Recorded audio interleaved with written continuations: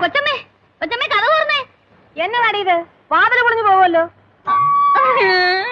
എന്നെ വാടി എനിക്ക് സഹിക്കാൻ മേലാഞ്ഞിട്ടാ കൊച്ചമ്മേ. കിടന്ന് മോങ്ങാതെ കാര്യം എന്താണെന്ന് വെച്ചാ പറ. എന്നെ എന്ത് വേണമെങ്കിലും പറഞ്ഞോട്ടെ, പക്ഷെ കൊച്ചമ്മേ പറഞ്ഞാൽ ഞാൻ സഹിക്കുകയില്ല. ആരെന്നാ പറഞ്ഞെന്നാ? ആ മാമാരുടെ മോള്, ആ കോത. അവളെന്നാ പറഞ്ഞു? അയ്യോ, അവള് പറഞ്ഞത് മുഴുവൻ പറയാൻ എന്റെ നാവ് വളയുകയില്ല.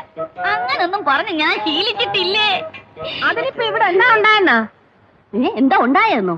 നടക്കല്ലേൽ ഇറങ്ങാൻ നിർത്തിട്ട് കാർ കഴിവിടുന്ന് കൊച്ചമ്മ എന്നോട് പറഞ്ഞിട്ടില്ലയോ? എന്റെ നല്ല മനസ്സുകൊണ്ട് ഞാനതൊന്ന് ചോദിച്ചു പോയി.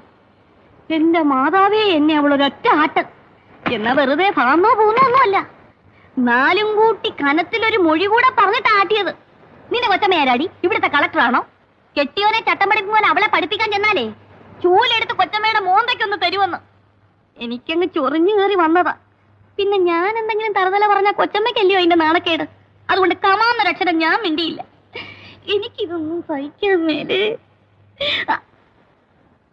ആ പിന്നെ അവള് പറയുവാ, ചിന്നത്തമ്പിയെ വീട്ടിൽ താമസിപ്പിച്ചിരിക്കുന്നതേ പണിക്കാരനായിട്ടൊന്നും അല്ല, മോനച്ചൻ ചേട്ടൻ എസ്റ്റേറ്റിൽ പോകുമ്പോ കൊച്ചമ്മയ്ക്ക്. അയ്യോ, എനിക്ക് നാക്ക് വഴങ്ങുന്നില്ല.